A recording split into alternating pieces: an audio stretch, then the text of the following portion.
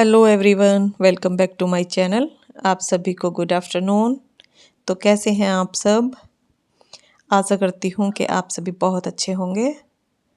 और अब दोपहर के बज रहे हैं 3 बज चुके हैं और मुझे करनी थी थोड़ी सी ये डीप क्लीनिंग, जो कि मैं अकेले नहीं कर सकती थी। ये बेड मुझे हटा के इनके अंदर से सफाई करनी थी, तो मैंने इनकी थोड़ी सी मदद ली हस्बैंड की, तो तभी मैं ये सब कर पाई। नहीं तो अकेले तो मैं नहीं हटा सकती थी इनको, ना ही इनको लगा सकती थी। और इसी उसमें इन्हीं के उसमें कि ये 2-3 दिन से ऐसे ही काम रुका हुआ था। मैंने कई दिन पहले इनसे बोला था कि ये बेड आप ही को हटाने हैं, क्योंकि और तो कोई ऐसे है नहीं जो बेडों को हटवा देगा। और बड़े बेटे के पैर में भी थोड़ी सी चोट लग गई थी, तो उससे भी मैं हेल्प नहीं ले सकती थी। वो स्कूटी से बस स्कूटी स्लिप हो गई थी, उससे उसके घुटने में चोट लग गई, तो वो भी नहीं कर पा रहा था मेरे साथ कुछ भी। तो इसलिए मुझे इन्हीं की हेल्प लेनी पड़ी फिर, कि आज ये काम तो ज़रूर करवाना है, क्योंकि कल से फिर देवी रखी जाएंगी, तो फिर क्या मैं कल सफाई करूँगी ये। और उन कामों में तो ना हम लेट हो ही जाते हैं, जो हमारे खुद के हाथ के नहीं होते, क्योंकि जेंट्स हैं, बाहर के काम होते हैं, इनके भी बहुत काम होते हैं। कब टाइम है कब टाइम नहीं है। तो ये बेड बिल्कुल ज़मीन से मिला हुआ है, इसलिए इसके नीचे बहुत गंदगी हो जाती है। झाड़ू नहीं जाती, पोछा नहीं लगा सकते। तो ये तो जब हटता है तभी सफाई होती है इसकी। ये देखो, या तो दीपावली पे होती है, होली पे होती है, तभी हटाया जाता है ये। और ये हैवी भी बहुत है, बहुत ज़्यादा हैवी है।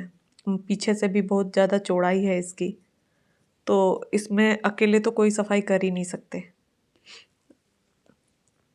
तो जब त्योहार आते हैं तब सफाई वफाई होती है, तो मन भी लगता है और लगता भी है त्योहार हैं। पर्दे वगैरह भी ये डेली नहीं धुले जाते। वैसे मेरे पर्दे साफ़ थे बिल्कुल, मैंने अभी नहीं धुले, मैंने सोचा दीपावली पर धुलूँगी। अभी तो मैंने नहीं धुले हैं, बस अंदर की ये बेड हटा हटा के ही सफाई की है। और कपड़ा वगैरह तो डेली का डेली लगता ही है। ये बस सुबह भी मैंने सारी सफाई कर दी थी, लेकिन ये काम दोपहर से स्टार्ट हुआ, तो इसलिए ये दोबारा से करनी पड़ी सारी फिर। और ये थोड़े से थक गए थे, बोल रहे थे थोड़ा चाय वाय बना लो। वैसे चाय का तो आपको पता ही है, हम लोग चाय तो ज़्यादा पीते नहीं हैं, लेकिन मैंने पहले एक वीडियो डाला था, वो नमक पारे बनाए थे, तो इन्हें भी इसलिए ज़्यादा लगा कि हाँ चाय बना लो भाई, चाय पी लेंगे। मैंने कहा ठीक है, भूख भी लगी आई थी वैसे। खाना तो इन्होंने सुबह खाया था, उसके बाद अब दोपहर में कि चाय ही बना लो। और ये बेड तो मैं ऐसे ही गद्दे उठा उठा के सफाई कर देती हूँ, क्योंकि इनके नीचे झाड़ू पोछा सब हो जाता है। और इन गद्दों में से तो पता नहीं हमारे क्या होता है कि इनमें पता नहीं कोई धूल सी झड़ती है, और जब मैं इन्हें उठाती हूँ ना, तो बेड के ऊपर एक मिट्टी मिट्टी सी, धूल धूल सी रहती है। कभी भी उठा लो इन्हें, 10 दिन में 15 दिन में इनके नीचे वो मिट्टी मिट्टी सी मिलती है, और वो बेड के अंदर भी चली जाती है, जबकि अंदर वाले दोनों बेडों में ऐसा कुछ भी नहीं होता।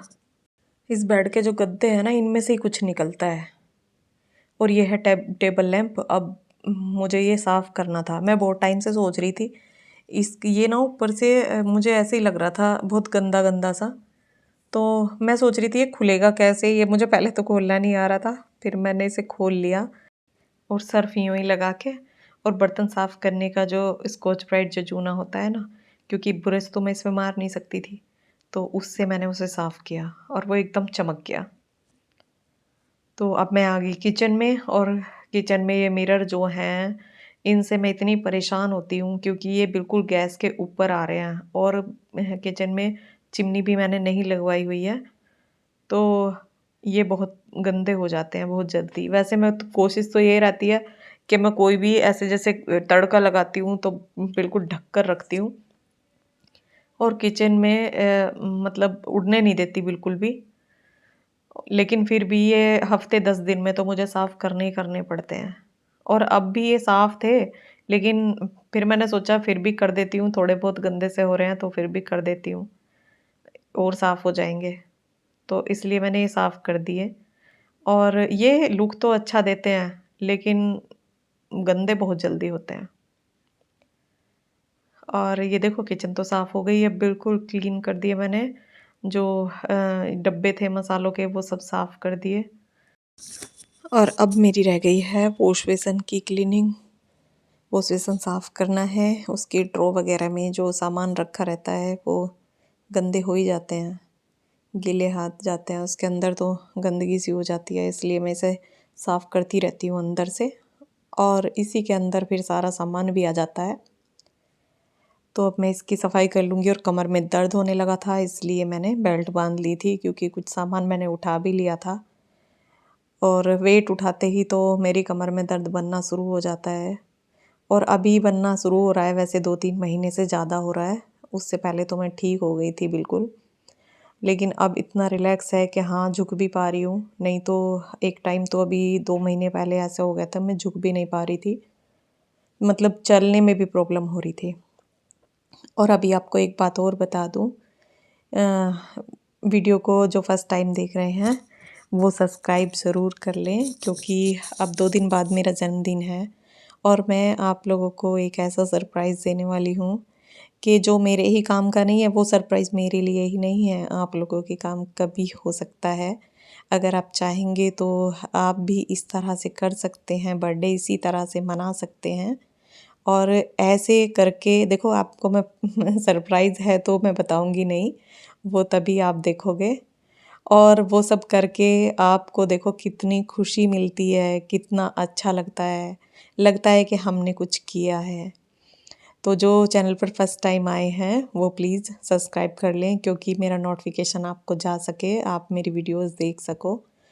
तो आप देखोगे तो आपको खुद बहुत सुकून मिलेगा, बहुत अच्छा लगेगा और लगेगा कि हम भी अपने बर्थडे पर, बच्चों के बर्थडे पर ऐसा ही करेंगे। तो वीडियो अच्छा लगे तो लाइक भी करना, सब्सक्राइब करना। और सफाई मेरी हो गई है, ये मेरे तीनों रूम कंप्लीट हो गए हैं।